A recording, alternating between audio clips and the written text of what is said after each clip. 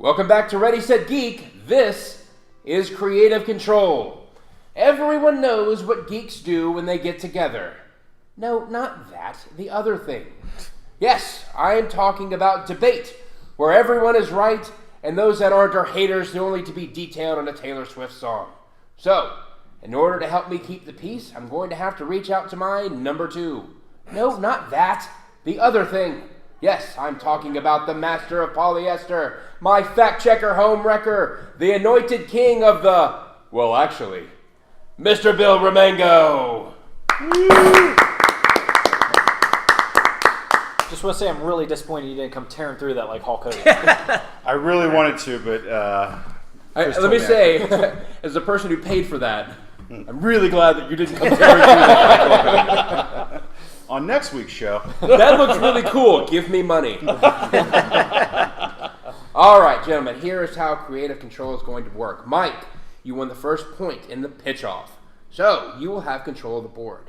I'm going to present to you 3 topics, and you must select which one everyone's going to be debating. We will go down the line. Each of you will give your answer to the question that we selected, followed by 60 seconds to have an opening argument. After that, everybody gets 90 seconds to form a rebuttal and knock down everyone else's argument while strengthening yours. Once everyone's through with that, 30 seconds to convince me that you have... Well, actually, Chris. I'm sorry. That's right. To convince us... Correct. that you have made the best argument. Now, if you've been listening to what I've said during this giant exposition dump, argument. Not, you're laughing because I said dump? Yeah. Thank you, number 2. So, it's not the best answer to the question. It's the best argument and how you define it. That said, we are going to start with our topics. Mike, are you ready? Yeah. Here's what we are talking about. Number 1, quiet. This is a library. Number 2, a drama that will live in infamy. Number 3, very proud of this one. I just wanted to ask you a question if you catch on my drift. I have a game show. What would you like everyone to be talking about? I think we will go with quiet in This is a Library. Excellent. So we will be talking about what is the next literary series that should be turned into a movie franchise. What do you guys think about that really quick? I'm just going to let you know that if you happen to misstep, if you happen to speak out of turn, and if you happen to lie like the dirty lying liars that you all are, Bill is right here, armed and ready with a... Well, actually... It's the I Am Groot of internet trolls. Mike, you picked the question, you have the board. What is the next great literary series that should be turned into a movie franchise? So I would go with the Gentleman Bastard series by Scott Wolf that starts off with The Lies of Locke Lamora. Okay. John? I'm going to go with the Anne Rice Sleeping Beauty series. Ooh, interesting. Okay. David? 3 words. Legend of Drizzt by R.R. Salvatore. Very cool. Big names. Let's start it off. Mike, you are going to have 60 seconds to tell us your selection. Okay, so the Gentleman Bastard series by Scott Wolf. This is basically a series that I was turned on to by a friend a couple years ago. Starts off, like I said, with a book called The Lies of Locke Lamora. So Locke Lamora is essentially this master thief, right? Who... like kind of grows up almost in like an Oliver Twist-esque situation where he's like groomed to be this expert thief and everything. But the storyline is like high fantasy, and there's all kinds of George R.R. Martin-esque nonsense that happens in the first book, like major characters dying, plot being turned on itself halfway through. Insanely high stakes where it's like almost everyone in this city is potentially going to die, and a number of like Locke's team. Mike? Also. Yes. Well, actually, you ran out of time. All right. See what I did there? Yeah, I was really... Good. I have to pay him every time he says that. That's right. All right. Such shame. Well, actually, Not you. Well, actually, I'm the only one that can say that. He gets very upset. It's his only thing. He still has it on his MySpace page. John, 60 seconds. Anne Rice. Let's go. all right. So obviously you understand what Sleeping Beauty is. However, make your mind expand to understand how much money was made with the Vampire Lestat movies, and then the 50 Shades of Grey movies, because that's what these books are put together. I read them for the first time in high school, so you can imagine how awesome that was. Eventually, it's literally like a 3-series Sleeping Beauty erotica. I at one point had to, when a ex-girlfriend was like, "Oh, what are these?" I said, "Flip to Eddie Page, read 3 sentences, and tell me you're not turned on." She did that 4 times in all 3 books. Was it 69, 169, 269? Well, hey. And, yeah, I was not lying. I also knew someone who, when they read this, also had to learn to masturbate and read a real book at the same time to finish it. Well, actually, John, that's a little bit more information than I need to know. I think I need more information. This round's now been expanded, much like my pants. All right. Yes! David, let's hear it. All right, John, you want to talk about movies that make money, right? Right. Let's talk about The Lord of the Rings, right? Huge franchise, over 50 years old now, and still to this day a cash cow. Warner Brothers has taken as much advantage of this as they possibly can. So what if they team up with Wizards of the Coast? And I'll go ahead and actually myself before, because I said R.R. Martin. I have to excuse myself. It's R.A. Salvatore. Excuse me. If you wrote that down, that's good. That's pretty good. So anyway, we're talking about a drow, right? We're all familiar with the Dungeons and Dragons. They get together with Wizards of the Coast. They put the Dungeons and Dragons logo on there, followed by Legends of Drizzt. That sells board games alone. Now we're making it a movie franchise, which Dungeons and Dragons has done before, and not that great. But there have been comic book movies in the past, and they didn't do great either. We're talking about the newest, biggest fantasy setting movie franchise that's ever going to hit the silver screen. That's time almost perfectly. All right, cool.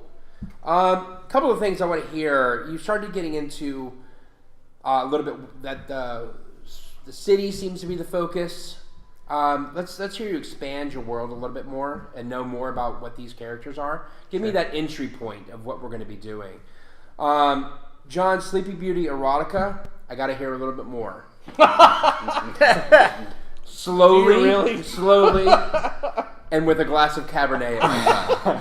I'll be right back. I want to hear how this is going to be different than like these Huntsman movies that just came out that were commercial and critical flops. How are you going to steer yourself away from that and find your own niche? And you pitched me everything about starting a new franchise, but I don't know anything about what your movie is yet. So you guys are going to have 90 seconds. Let's start tearing down these other arguments, bolster your own, and we're going to start that with Mike right now. Okay, so in terms of expanding the world real quick, I also completely just didn't even get to the second 2 books. But that's, so Red Seas Under Red Skies is the second, and then something Thieves. Yeah, that's the third. But something done. solid knowledge going into this. Don't let that... so in terms of world expansion, that actually, the first one's going to focus on that city. It moves on from there, and the second one is like heavily pirate themed almost. So you got some Pirates of the Caribbean draw going on there. And then the third one... We don't have enough of that. Well, sure, but without Johnny Depp. And then in the third one, you've got... It could be. You've got... they're putting on like a theatrical thing, and it's doing a lot of backstory in the characters, so that's getting more personal too about them. Also, spoiler alert, like this group of people that's in the first book, I mean, pretty much decimated. Like 2 of them are going to make it out into the second 2 movies, and that's going to be the storyline. There will be other people introduced, but I mean, as to the other things, sure, yeah. I mean, like, I guess those sound like really cool ideas. My main concern, as is true of any movie, is like where they've been before. Like, Interview with a Vampire was awesome, but man, was Queen of the Damned terrible. So, I mean, yeah, if you can get someone who treats those things well and like gets the vision in there, that could be amazing. Or you could get Queen of the Damned and 50 Shades of Grey, which Mike, could be on a that full note, terrible thing. That's time. All right, good points. That one's for free. Good points. John, let's hear it. All right. So it pretty much is the Sleeping Beauty storyline, but sex sells, period. And as we all know, 50 Shades of Grey was going to be a terrible movie to begin with, considering it was written by someone who didn't actually understand S&M at all. Or writing, yes. I believe she wrote the entire thing on her phone on a train, if I remember reading that right. So, yeah. Just the sheer amount of women that went to see 50 Shades of Grey, you could put a terrible, terrible movie out. You could have anything where it is, oh, it's going to be similar to that, and it will make a shit ton of money. And that's really what this is about. It's really not about, oh, am I going to have the coolest new fantasy thing? Am I going to have a Wayans brother ruin my movie like Dave? No, it's about selling sex and selling a little bit of fantasy. At least this actually has a real fantasy that people could remember from their childhood and then went, oh, that's either a bad or a good thing. So... Sleeping Beauty erotic fantasy sounds like something that happens at frats. I'll bring you the book. I'll lend it to you. Okay. No, it's all right. She said it's okay. It's fine.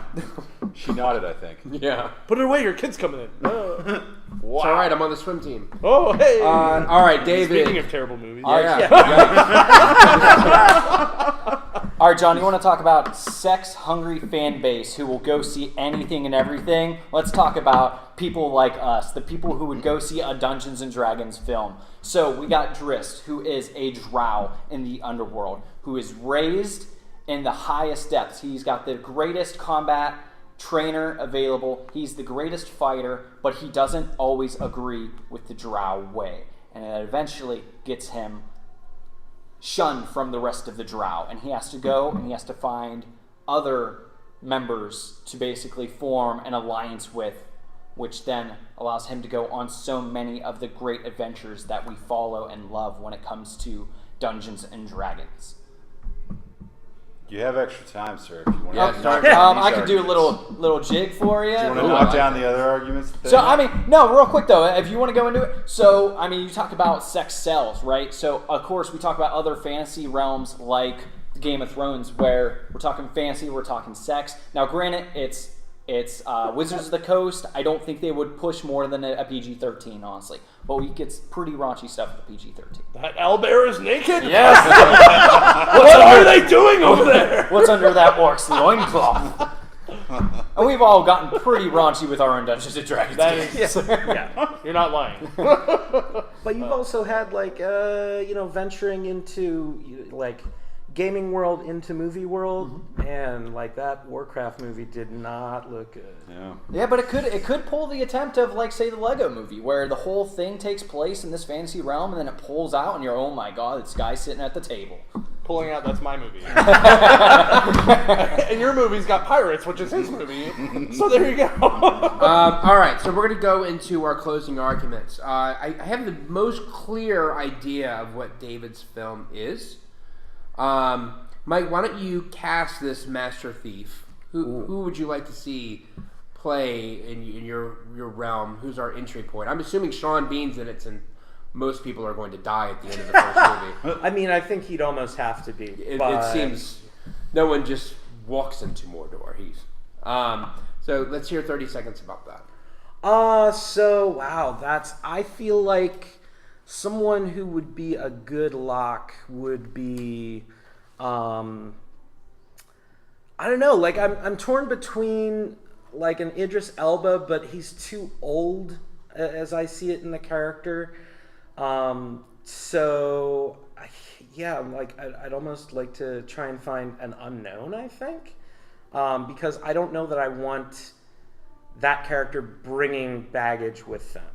And I think that also would work well in terms of the fact that there is this Game of Thrones-esque manner of it, where there are these vastly different landscapes and whatnot. Well, actually, Mike, we asked for a character, not more definitions. That's fair. Movie. That's fair.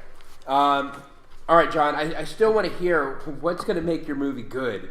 Everything that you've brought up is not. This is going to be a terrible, terrible film about a guy approaching a woman who's sleeping, and lots of sexy stuff happens.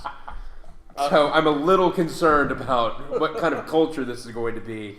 Let's hear it. 30 seconds. I'm pretty sure you just answered your own question. But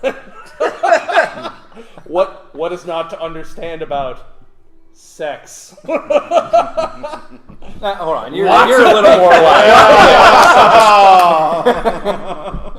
Dave.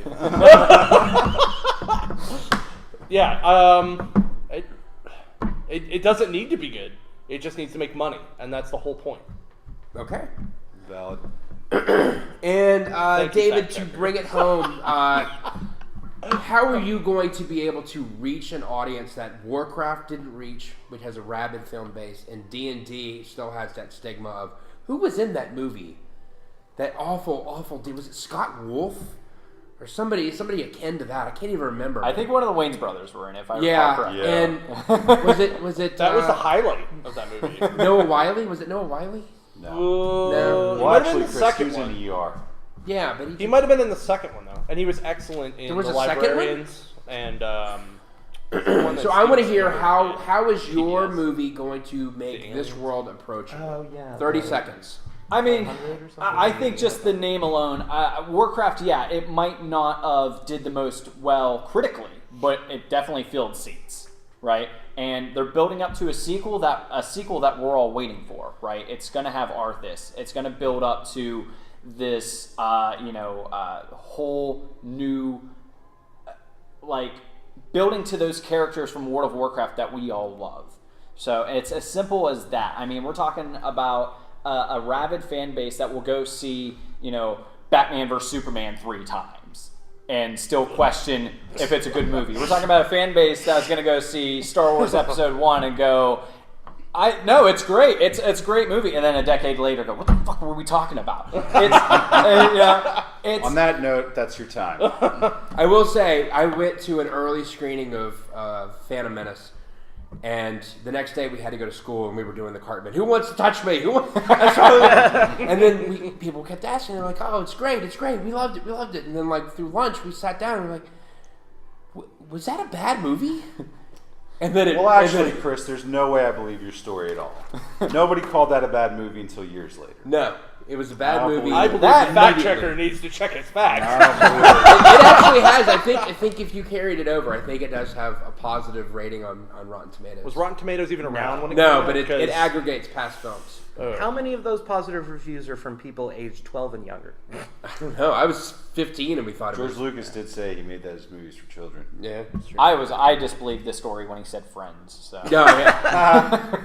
It was just all the the- Daredevil cutout that I take everywhere with me. all the CGI droids actually were putting. He was the positive only feedback. one in the movie that liked Jar Jar. Yeah. All right, so Bill, let's talk about these choices. These Sure. are 3 things I haven't heard anything about. No. I like the fact that we haven't heard about them before, and it's interesting topics, and all 3 were very diverse. I mean, you have a couple of the different fantasy elements, which is very popular right now, not only with Game of Thrones, but the series that's on Starz where the girl transports back in time. Outlander. Mm-hmm. That was based on the series of books. So, it's a very popular thing, particularly amongst women. But I do like John's point of it's about what sells. And yes, sex sells, but at the same time, Anne Rice is the most notable name of the 3 authors listed. And I think that people would be intrigued to say, oh, I like Anne Rice Lestat series. What's this series about? And then they get into it, and on page 69, they really get turned on. Apparently, John, I don't know if it's going to take that long. I'm gonna be. Yeah, I won't be able to stand up for long. Thinking about it. I only worry. I feel like John. I feel like you cut your knees out by saying it doesn't matter whether it's a good film or not. When we're pitching a franchise, there's a diminishing series of returns right now with these 50 Shades books, movies, where it's becoming less and less viable, and the buzz for this third one is at an all-time low. So I'm not sure where. I feel like you kind of undersold yourself, where you may have the high return on that first one. Mike, I like the idea of yours, but I was hoping to get more into what for a world that I don't know or have anything about. I know about like the cities and everything else, and you had me with your first part, but I wanted to hear a little bit more about who was this person that was going to take us into this world, what our entry point was going to be, and what our viewpoint was. And David, you actually did a really good job of that, where I knew what these characters are. You have these archetypal things that people recognize, and you were able to describe what it is going into this movie to be, what is going to happen. I gave David the first point. Very well won. All right. Good job.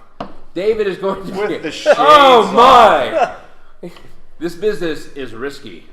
All right, we're going to take a quick break. We're going to be right back with Creative Control Round 2. David has control of the board.